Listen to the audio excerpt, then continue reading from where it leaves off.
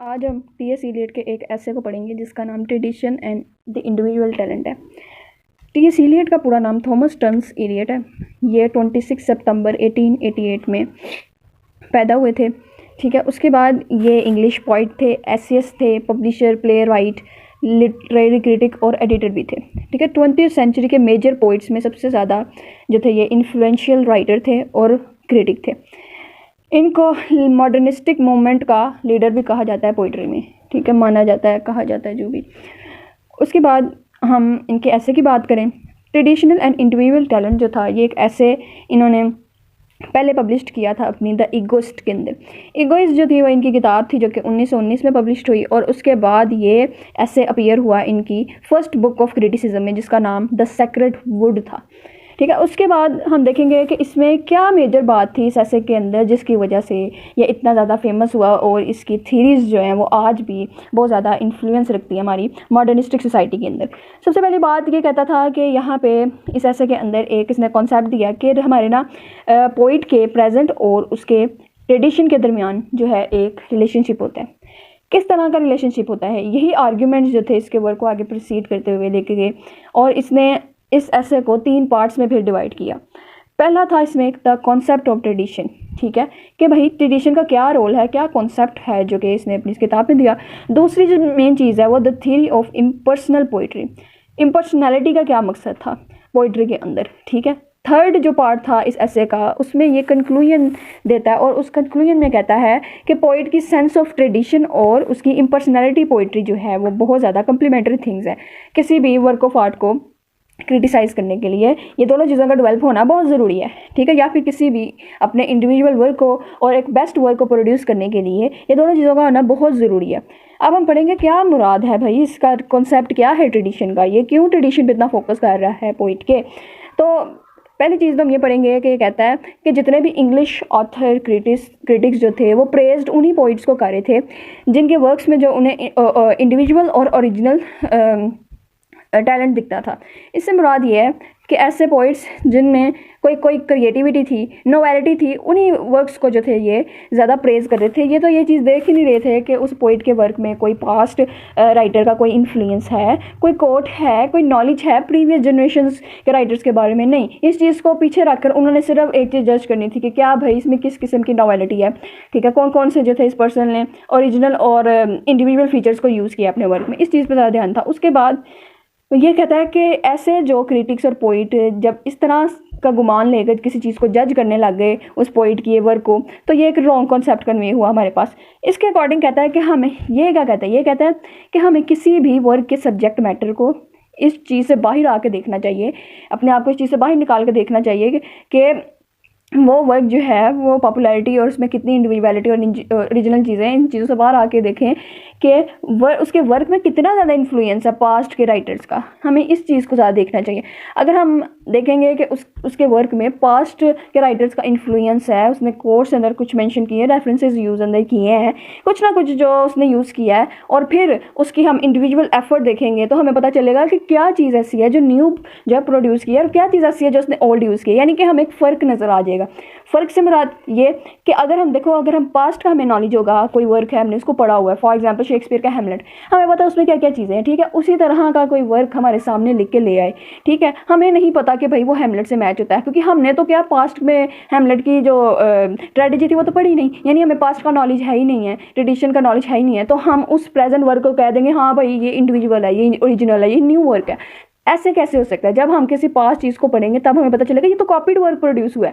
ठीक है, ये तो प्लेजराइज्ड वर्क है, इसमें कोई न्यूनेस नहीं है। ये क्यों हमें पता चला? क्योंकि हमारे पास नॉलेज था पास्ट का। पास्ट के बेस पे हमें पता चला कि भाई प्रेजेंट वर्क जो न्यू राइटर, न्यू पोइट ने प्रोड्यूस किया है, ये प्लेजराइज्ड वर्क है, नॉट न्यू वर्क है, ओरिजिनल वर्क नहीं है, न्यूनेस नहीं है इसमें। तो इसके कहने का पर्पज़ यही था, हमें किसी भी राइटर, किसी भी पोइट को किसी भी लिहाज से अगर जज करना है तो हमें ये देखना है कि वो पोइट, उस पोइट के पास खुद कोई मैक्सिमम इन्फ्लुएंस है पास्ट के राइटर्स का, उसके वर्क में खुद ब खुद कोई पास्टनेस इंक्लूड है, तब ये चीज़ इंपॉर्टेंट थी। उसके अकॉर्डिंग अपनी ही वर्ड्स में कोट करते हुए कहता है, whereas if we approach a poet without this prejudice जब हम इस गुमान से निकल कर एक राइटर को पढ़ेंगे, we shall often find that not only, तब हम सिर्फ बेस्ट को फाइंड नहीं बल्कि जो मोस्ट इंडिविजुअल, जो मोस्ट न्यू और ओरिजिनल पार्ट जो होगा उसके वर्क का, ठीक है, और जो डिफरेंट होगा उन डेड पोइट से, इसके बावजूदात से, जो पुराने लोग हैं उनसे डिफरेंट होगा, तो हम बेस्ट तरीके से उस पोइट को एनालाइज कर सकते हैं रादर देन कि सिर्फ हम प्रेजेंट के वर्क को उसके पार के जज करें, ठीक है। तो यानी कि ट्रेडिशनल सेंस बहुत इंपॉर्टेंट है, आपको ट्रेडिशन का नॉलेज होना बहुत इंपॉर्टेंट है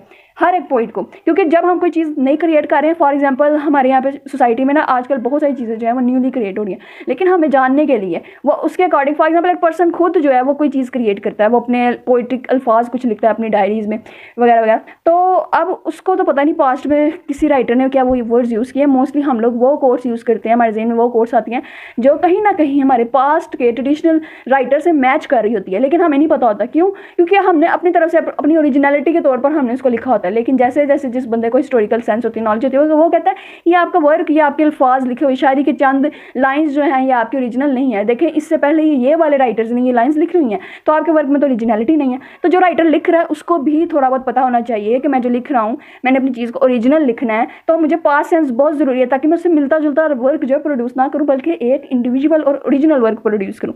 तो ये सारी चीज़ें जो थी इस पर इसने सबसे ज़्यादा जोर दिया, ट्रेडिशन क्यों ज़रूरी है। अब ये बताएगा ट्रेडिशन की डेफिनेशन। कहते हैं ट्रेडिशन का मतलब ये नहीं है कि आप किसी भी प्रीवियस जनरेटर के राइटर, प्रीवियस जनरेशंस को ब्लाइंडली फॉलो करने लग जाए, बिल्कुल मेरी ये मुराद नहीं है उससे। अगर हम किसी ट्रेडिशन को ब्लाइंडली फॉलो करेंगे तो हमारा वर्क जो है वो प्लेजराइज्ड वर्क होगा, उसमें कॉपीड वर्क हो जाएगा, क्योंकि हमने वही चीज़ रिपीट कर दी जो ट्रेडिशन में राइटर्स ने रिपीट की थी, वो अपने प्रेजेंट में वही चीज़ रिपीट कर दी। तो इससे क्या वो नॉवेलिटी जनरेट नहीं हुई। नॉवेलिटी मतलब न्यूनेस, आपकी ओरिजिनल चीज़ जो है वो जनरेट तो हुई नहीं, आपने कॉपीड वर्क प्रोड्यूस किया। तो वो कहता है कि novelty is better than the repetition से अच्छा क्या है, नॉवेलिटी लाई जाए अपने वर्क में। और दूसरी जगह ट्रेडिशन की इसने प्रॉपर डेफिनेशन दे दी कि ये बात नहीं है कि ट्रेडिशन को ब्लाइंडली हम फॉलो करने लग जाए, और जैसा आप माजी में राइटर्स ने, पोइट्स ने, ठीक है, किसी ने भी आर्टिस्ट ने लिखा हुआ है हम उसी को कॉपी बना के आज प्रेजेंट करें और कहेंगे भाई ये मेरा वर्क है। तो वो कहते हैं ये भी चीज़ नहीं है ट्रेडिशन।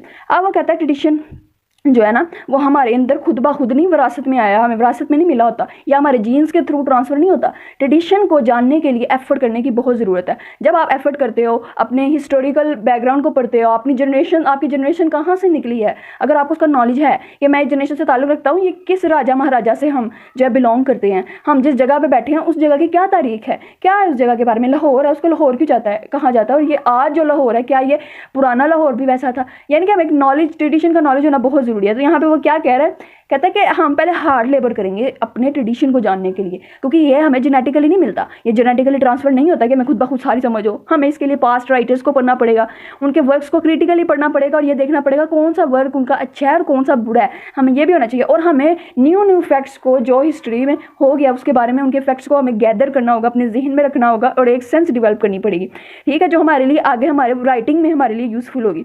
उसके बाद क्या कहते हैं ट्रेडिशन हिस्टोरिकल सेंस के बगैर हमें हासिल नहीं हो सकता, यानी कि हिस्टोरिकल सेंस भी होना बहुत ज़रूरी है।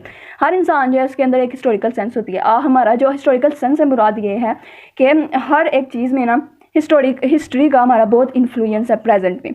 क्यों? आज जो चीज़ प्रेजेंट है ना वो हमारी हिस्टोरिकल बैकग्राउंड की वजह से आज हमारे पिलर्स बने हुए हैं सोसाइटी में, जितने भी पिलर्स हैं। अगर हम अपने कानून देखें तो 1947 से देख के जो कानून बने हैं उनमें थोड़ी सी अमेंडमेंट आई होगी, चेंजिंग्स आई होंगी, लेकिन वो टोटली जो है डिफरेंट नहीं होंगे, वो हमारे ट्रेडिशन से मैच होते होंगे। और हमने वो जो प्रेजेंट के कॉन्स्टिट्यूशन हमने उठाए ही अपने ट्रेडिशन से हैं और हम अभी भी ट्रेडिशन को कहीं ना कहीं फॉलो कर रहे हैं। तो कहते हैं कि हिस्टोरिकल सेंस का मतलब हमें इस चीज़ का पता होना चाहिए कि हर एक चीज़, चाहे वो लिटरेचर है, यूरोप का लिटरेचर ही ले लें, वो होमर से निकला था। होमर जो था वो ग्रीक का सबसे बड़ा राइटर था ग्रीक लिटरेचर का। तो वहाँ से सारी चीज़ें, प्रिंसिपल, एरिस्टोटल की पोइटिक्स आप उठा के देखें तो ट्रेजेडी का कॉन्सेप्ट जो है वो बदल तो गया मॉडर्न दौर के साथ, लेकिन वो इतना नहीं बदला कि बिल्कुल ही डिफरेंट हो गया एरिस्टोटल के प्रिंसिपल से। चीज़ें वही हैं, प्लॉट वही है, जैसे वो प्लॉट की बात करता है, कैरेक्टर्स की बात करता है, ट्रेजिक हीरो की बात करता है, उसके बाद एक स्टोरी को किस तरह यूनिटी में लिखना होता है, वो उन चीज़ों की बात करता है। वो आज भी चीज़ें यूज़ हो रही हैं। तो बेसिकली प्रेजेंट की बुनियाद रखने वाला हमारा ट्रेडिशन है। आज जो कुछ हमारा प्रेजेंट में है उसकी बुनियाद हमारी ट्रेडिशन पे है सारी, ठीक है। तो ये वो यहाँ पे ये बात कहता है अपनी इस कोट में कि हिस्टोरिकल सेंस में इन्वॉल्व होती है not only the pastness of the past, कि भाई आपको सिर्फ पास्ट के बारे में ना पता हो बट आल्सो ऑफ इस प्रेजेंस के बारे में, उसकी आज भी उस पास्ट की प्रेजेंस के बारे में आपको पता हो वो कितना इवॉल्व हो चुका है। सिर्फ इतना ही ना पता हो कि पास्ट में ये हुआ था, बल्कि ये भी पता हो कि पास्ट में जो हुआ है उसकी वजह से क्या क्या इन्फ्लुएंस पड़ा हमारी सोसाइटी पे, क्या चेंजिंग्स आई हैं प्रेजेंस में, ठीक है। तो ये भी पता होना चाहिए, यानी कि करंट कंडीशन, आपका प्रेजेंट और आपका पास्ट, दोनों चीज़ों को आपको साथ लेके चलना है, आपको नॉलेज दोनों का साथ रखना है। आफ्टर दैट वो कहता है कि एक लाइन है इसमें, including the literature of his own country, अपने खुद के जो कंट्री का इस वक्त प्रेजेंट लिटरेचर है ना वो भी एक लिटरेरी ट्रेडिशन बन जाएगा जल्द से जल्द। वो किस तरह, जब हमारी जो जनरेशन है, जब हम खत्म होंगे तो नेक्स्ट जनरेशन शुरू हो जाएगी, तो नेक्स्ट जनरेशन जो है वो प्रीवियस जनरेशन को फॉलो करेगी, तो हमारी जो जनरेशन का नॉलेज है वो भी एक पार्ट बन जाएगा ट्रेडिशन का। क्यों? क्योंकि हम आज हैं, आज हमारे लिए ये करंट फीचर्स होंगे, ठीक है। आज हम करंट जनरेशन है, हमारे कॉन्सेप्ट जो है वो करंटली प्रेजेंट है, लेकिन जैसे जैसे हम जो है ख़त्म होते जाएंगे तो हम भी क्या बन जाएंगे, हम भी ट्रेडिशन का पार्ट बन जाएंगे, हम भी माजी बन जाएंगे, हम भी जो है ना हमारी जनरेशन भी ओल्ड हो जाएंगी। तो फिर न्यू जनरेशन आएंगी, वो अपने न्यू कंसेप्ट देंगी और वो कंसेप्ट जो होंगे वो हमारी ही जनरेशन से इवॉल्व होकर उन पर बेस कर रहे होंगे, ठीक है, उन पर डिपेंड कर रहे होंगे। तो ये सारी चीज़ें इसमें कि अंदर इसमें बात सबकी। फिर ये कहता है कि हिस्टोरिकल सेंस में प्रेजेंट और पास्ट जो है ना वो इकट्ठे ही चलता है। टाइमलेस और टेम्पोरल चीज़ें भी इकट्ठी ही वर्क करती है। टाइमलेस वो जो ख़त्म हो रहा है, यानी कि एक वक्त आएगा हम लोगों की जनरेशन ख़त्म हो जाएगी, हम लोगों ने मर जाना है, हम लोगों के जो वैल्यूज़ हैं वो पुरानी हो जाएंगी और फिर न्यू वैल्यूज़ आएंगी। तो जो चीज़ टाइमलेस है, ठीक है, जो हमेशा परमानेंट रहेगी, और जो टेम्पोरल है, टेम्पोरल मतलब हम टेम्परेरी हैं इस वर्ल्ड में, हमारी भी जो रूल्स एंड रेगुलेशन है वो फिर प्रिंसिपल्स जो हैं वो फिर ट्रेडिशन का पार्ट बन जाएंगे, उनमें ओरिजिनलिटी नहीं रहेगी। ओरिजिनलिटी कहाँ पर रहेगी? जो फिर नेक्स्ट जनरेशन आएगी वो अपने न्यू रूल्स निकालेगी तो वो ओरिजिनल होंगे और वो हमारी जनरेशन पे बेस करते होंगे। तो यही यहाँ पे भी यही बात करता है कि जो परमानेंट है और जो टेम्परेरी चीज़ है ये दोनों मिलकर हिस्टोरिकल सेंस को क्रिएट करती हैं। उसके बाद writer with the sense of tradition is fully conscious of his own generation. जिसको सेंस ऑफ ट्रेडिशन होगी उसे पता होगा कि वो कौन सी जनरेशन से जो है ताल्लुक़ रखता है, उस जगह जहाँ पे वो रहता है वो जगह उसका क्या म्यार था पास्ट में और क्या वो अब रोल प्ले कर रही है प्रेजेंट में, ठीक है, वो कितने वर्थ ही प्लेस है या नहीं है, ठीक है। इसी तरह उसको रिलेशनशिप पता होगा कि उसके दरमियान और पास के राइटर्स के दरमियान अभी भी एक कनेक्शन कायम है। वो कनेक्शन क्या है? वो कनेक्शन प्रिंसिपल्स का जो फॉलो हम कर रहे हैं अपने मॉडर्न राइटिंग में। तो ये सारी बातें अब इसको ब्रीफली डिफाइन करते हैं कि सेंस ऑफ ट्रेडिशन क्या होता है। इसको शॉर्ट वे में डिफाइन करते हैं। शॉर्ट वे में पहली चीज़ ये कि आपको recognition of the continuity of the literature, जो प्रेजेंट लिटरेचर मौजूद है आपको उसका भी पता हो कि वो कैसा प्रोड्यूस हो रहा है, उसमें कितने ट्रेंड्स जो हैं वो इवॉल्व हुए हैं, कितने ट्रेंड्स जो हैं वो न्यू आए हैं, उनका पता हो, ठीक है, यानी प्रेजेंट का नॉलेज हो। सेकेंड, क्रिटिकल जजमेंट हो। सेकंड कि आपको पास्ट के राइटर्स का और उन एलिमेंट्स का पता हो जो आज भी अहम है, यानी कि पास्ट के राइटर्स जो जिनका बहुत ग्रैंड वर्क ऑफ आर्ट्स थी जिनके पास, उनका आपको पता हो, ठीक है, क्योंकि वो आज भी सिंग। फॉर एग्जांपल शेक्सपियर, ठीक है, उसके जो वर्क्स हैं वो आज तक जो है वो टाइमलेस वर्क्स हैं, हमेशा आने वाली जनरेशन उसको याद करेगी, पढ़ती रहेगी, लेकिन वो एक ट्रेडिशन का पार्ट बन चुका है, ठीक है। लेकिन वो क्या है कि वो ट्रेडिशन होते हुए भी वो हमारी जो है प्रेजेंट करंटली वर्क्स में, सर्चेज में, थीसिस में, आर्टिकल्स में यूज़ हो रहा है। तो वो क्या है कि यही बताने की कोशिश है कि प्रेजेंट हमारा बेस कर रहा है पास्ट के ऊपर। तो आपके पास past continue to be significant in the present. ऐसे राइटर्स जो आज भी हमारे प्रेजेंट में भी जिनका बहुत ज़्यादा नाम है, आपको उनके बारे में भी मस्ट पता होना चाहिए, ठीक है। तीसरी चीज़ कहता है knowledge of these significant figures obtain through painstaking effort. और तीसरा, आपको रुके नहीं रहना कि बस इन्हीं लोगों का हमें नॉलेज होना चाहिए जिनका बड़ा नाम था, बल्कि हमें एफर्ट करती ही रहनी चाहिए कि हमें सर्च आउट करना चाहिए कि उन लोगों के अलावा और भी बहुत सारे राइटर्स थे जिन्होंने लिखा है। हमें उन राइटर्स को भी पढ़ के देखना चाहिए कि वो भी क्या जो है उनके वर्क्स जो थे वो भी ग्रैंड हैं कि नहीं ग्रैंड, उनमें हमें फैक्ट्स ढूंढने चाहिए, नॉलेज ढूंढना चाहिए, ठीक है, कि उन लोगों ने किस तरह जो थे राइटिंग स्टार्ट की, राइटिंग रूल्स क्या थे, उन चीज़ों की, ये चीज़ें भी होनी चाहिए। उसके बाद अगला पॉइंट है dynamic conception of tradition. Tradition जो है ना वो एक फिक्स्ड या स्टैटिक चीज़ नहीं होती। अच्छा, फिक्स्ड क्या होता है? रुका रहे, जैसा है वैसा ही रहे, ठीक है। और स्टैटिक का मतलब यही, स्टैटिक का मतलब भी कांस्टेंट, कोई तब्दीली नहीं आएगी। ट्रेडिशन में ऐसी कोई शर्त नहीं होती। ट्रेडिशन जो है ना वो बदलता जाता है। किस तरह?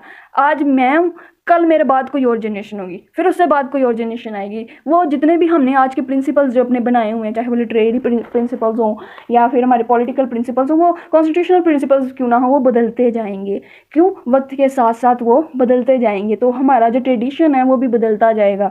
जैसे कि ग्रीक लिटरेचर की बात करें तो वो एक ऑरल लिटरेचर प्रोड्यूस करते थे जिसमें सुपर नेचुरलिज्म का एस्पेक्ट बहुत ज़्यादा हाई लेवल का था।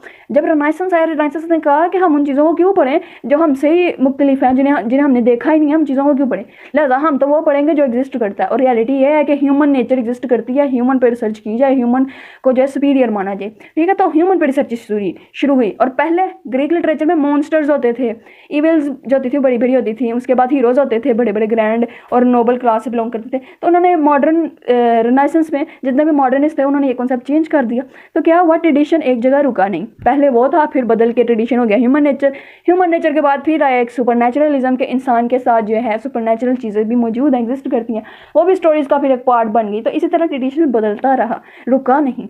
तो जब ट्रेडिशन रुक नहीं रहा, बदलता जा रहा है, तो वो किस तरह स्टैटिक और फिक्स्ड हो सकता है। वो इसलिए कहता है कि ट्रेडिशन जो है ना इज़ द डायनेमिक वन। अब वो कहता है कि ये जो है ना किसी भी आर्टिस्ट को, जो प्रेजेंट दौर का आर्टिस्ट है, हमें उसको इस तरह पढ़ना चाहिए कि हमें कंपैरिजन और कंट्रास्ट करना चाहिए उसके वर्क्स का, ओल्ड या फिर प्रीवियस राइटर्स के वर्क से उसका कंपैरिजन कंट्रास्ट करना चाहिए।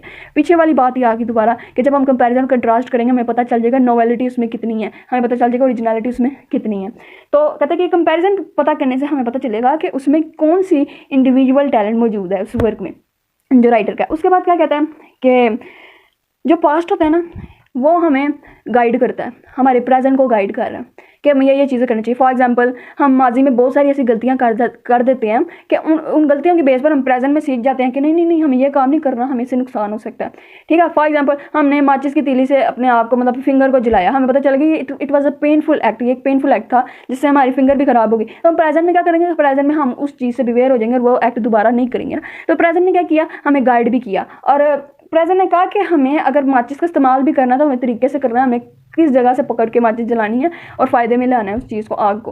तो प्रेजेंट ने हमें माजी ने हमें गाइड भी किया और प्रेजेंट ने माजी को भी गाइड किया। क्यों? क्योंकि देखो हमने माचिस गलत तरीके से पकड़ी तो हमारी फिंगर जल गई, ठीक है। लेकिन प्रेजेंट हमें कहेगा कि अब माचिस आपने पीछे से पकड़ के उसको जलानी है, तो हम उसके रुख को पीछे से पकड़ के जलाएंगे, पीछे वाले रुख से जलाएंगे तो हमारी फिंगर क्या होगी, नहीं जलेगी, ठीक है। तो इस तरह हमने माजी को भी गाइड किया कि आइंदा तुमने इतने करीब से पकड़ के माचिस नहीं जलानी, ठीक है, वरना फिंगर तुम्हारी जल जाएगी। तो ये क्या हो गया, जिस तरह हमें माजी ने गाइड किया, हमने प्रेजेंट ने उसी तरह माजी को भी मॉडिफाई कर दिया, माजी के कॉन्सेप्ट को भी तब्दील कर दिया। तो सिर्फ प्रेजेंट नहीं बदला बल्कि माजी भी बदल गया। तो यहाँ से भी हमें पता चलता है कि एक डायनेमिक कॉन्सेप्ट है ट्रेडिशन का, tradition is a dynamic one. अब उसके बाद वो कहता है कि ये ट्रेडिशन और हमारे प्रेजेंट का ना एक वन साइडेड रिलेशनशिप नहीं होता।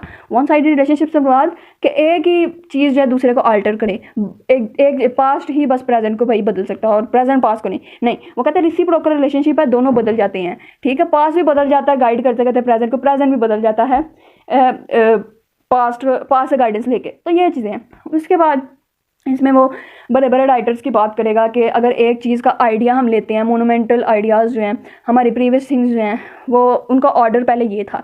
फॉर एग्जांपल आजकल पहले मोनूमेंट्स जो होते थे ना, उनमें मिट्टी के जो थे पुतले होते थे, स्टैचूज होते थे, ठीक है। अब मॉडर्न के मोनूमेंट्स जो हैं वो तो इतने रिफाइन हो चुके हैं, उनका आप आइडिया देखें और ऑर्डर देखें वो चेंज हो चुका है। अब ज़्यादा चेंज नहीं हुआ, कायदे आज़म अब भी वही हैं, लेकिन उन्हें सूट बूट पहना के उन्हें उनको एक अच्छी सी लुक देकर, ठीक है, अच्छे रंगों का इस्तेमाल कर कर उन्हें एक और न्यू लुक दे दी है। लेकिन किसकी बेस पर? पास्ट की। कायदे आज़म तो वही थे, ट्रेडिशन के पर्सन तो कायदे आज़म थे ही, ट्रेडिशन में प्रेजेंट थे। बस प्रेजेंट ने क्या किया, प्रेजेंट ने थोड़ा सा उसको ट्रेडिशन को मॉडिफाई कर दिया। तो ये चीज़ आ गई।